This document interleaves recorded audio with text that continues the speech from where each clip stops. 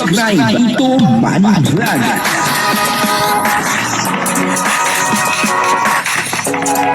Payagan po si Tito Manny Vlog na mag-reactor para pambiling gamot sa kanya pong karamdaman. Grabe po madami na po talaga ang nabago kay Carla yung pong dati niyang hindi ginagawa, ngayon po ay talagang ginagawa na po ni Carla. Papanoorin po natin yung video at alamin po natin kung ano po itong dating yung hindi ginagawa ni Carla na ngayon ay talagang ginagawa na po ni Carla. At talagang marami na po ang nabago po kay Carla. Papanoorin po natin yung video at syempre bibigyan po natin yun ng konting reaction. Pero bago po yan, ako muna po bumabati sa inyo lahat ng magandang umaga, magandang tanghali at magandang gabi sa inyong lahat mga kapatid. Saan man kayo ng panig ng mundo naroon ngayon ay mag-iingat kayo palagi at pagpalain kayo ng ating Panginoon. Maraming salamat din po sa patuloy na tumatangkilik sa aking YouTube channel at nanonood sa aking video reaction. Patuloy lang po natin suportahan sila Kuya Bal Santos Matubang, Kalingap Rab at Edna Vlog, Jack Tapia at yung mga kasama ko pong reactor sa Kalingap. Ganun din po yung mga charity vlogger na Kalingap partner. Ito po yung video na kung saan dito ay makikita po natin kung ano yung mga pagbabago kay Carla at talaga nga namang yung pong mga dati niyang hindi nagagawa ay ngayon po ay talagang ginagawa niya na po. Papanoorin po natin yung video at ang kabuuan po ng video ito ay nasa YouTube channel ni Carla Topolar Vlog. Patuloy lang po natin suportahan Carla Topolar Vlog. Ito po yung video, panoorin po natin. Yan, bale, itong ibibili po natin is, galing sa ating YouTube channel. Kaya, sobrang nakakatuwa lang din. Sa mga viewers natin na patuloy tayong sinusuportahan, maraming salamat po sa inyo sa panonood at pagmamarathon ng aking mga vlog. Dahil kahit papaano po is yun, makapag-charity na naman tayo. Then, yun po. Charity vlogger ka na. Maganda na charity vlogger ka.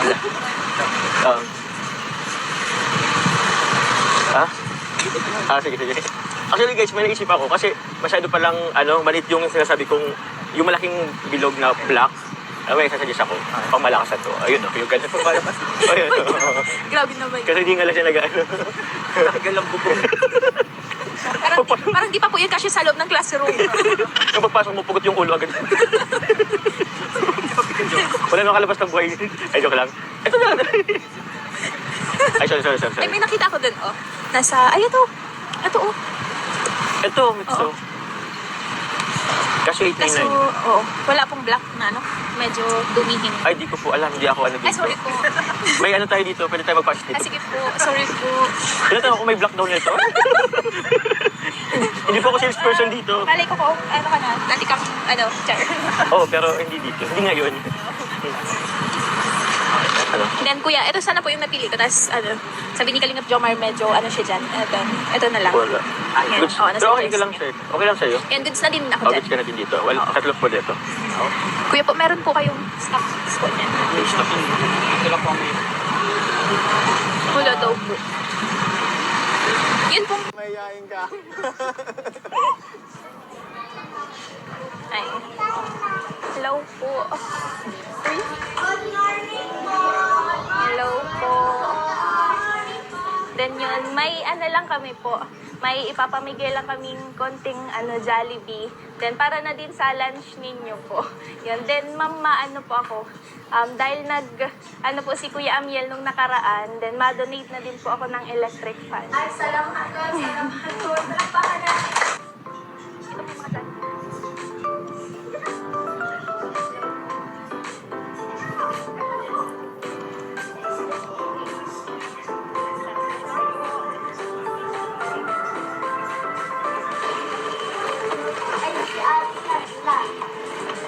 Yan, bad.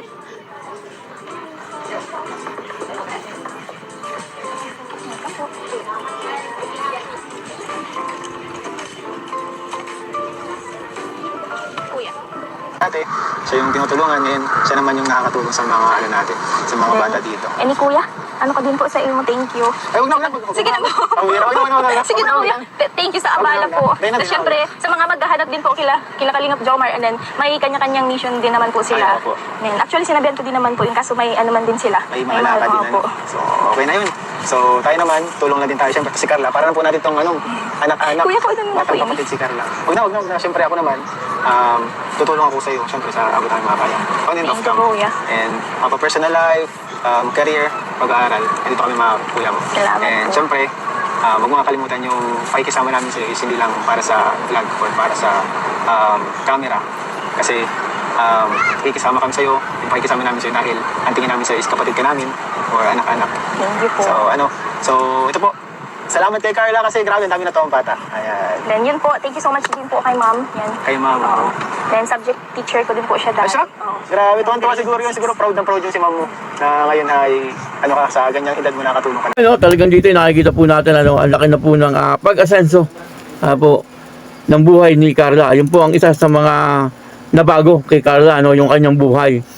Kung natatandaan niyo po, dati talagang medyo mahirap ang buhay po nila. Kailangan pa po na magtinda ni Carla, upang sa ganoon ay may pambaon po sila. At yung kanyang ama, ay hindi naman po nabago yung trabaho ng kanyang ama. Ganun pa rin, nangingisda pa rin. Pero ang nabago po ay yung nagkaroon na po ng sariling bangka.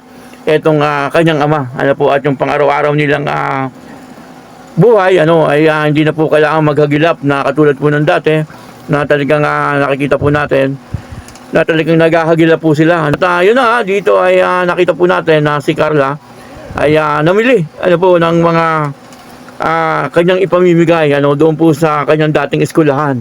Grabe, dati po ay hindi po nagkagawa yan ni Carla. Po yung tumulong sa ating mga kapwa na talagang karapat dapat tulungan. Bagamat siguro gusto po ni Carla makatulong pero hindi niya po magawa. Kasi wala po siyang pantulong. Pero ngayon ay talagang ayan na po. Nakikita po natin na ginagawa na po ngayon ni Carla yung pagtulong sa ating kapwa. Kumbaga, dati po ay siyang tinutulungan pero ngayon ay siya na po ang tumutulong. Nagbigay din po siya ng electric fan doon po sa room nung dati niyang teacher. Grabe, talagang malaki na talaga. Ang pagbabago sa buhay ni Carla. At tuwan-tuwa naman siyempre yung kanyang teacher. Kasi naalala po siya ni Carla. Yun po maganda kay Carla.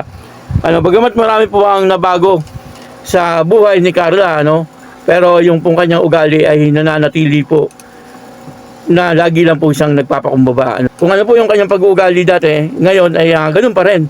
Walang nabago sa kanyang ugali.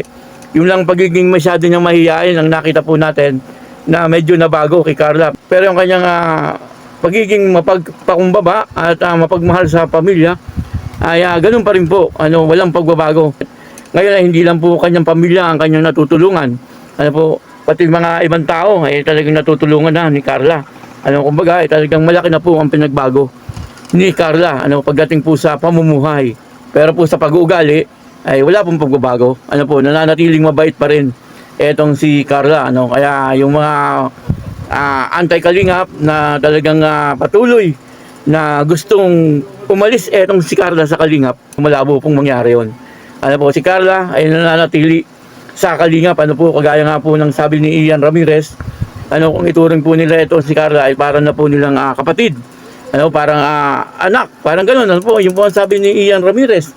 At talagang naandun daw po yung kanilang suporta kay Carla kapag po kailangan po sila ni Carla. Ayun, dito nakita po natin na talagang may mga pinagbago na po talaga itong si Carla. Pero sa pamumuhay, at siyempre sa pananamit. Pero yung pag-uugali ay nananatili pa rin po na talagang si Carla ay mabait na tao.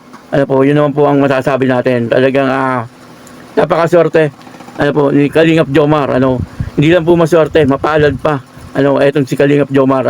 Kung sakaling sila po talaga magkakatuluyan. Kaya yun, maraming salamat po sa inyo lahat. At ako po si Tito Manong Vlog na nagsasabing God bless you all. Diyos mabalos.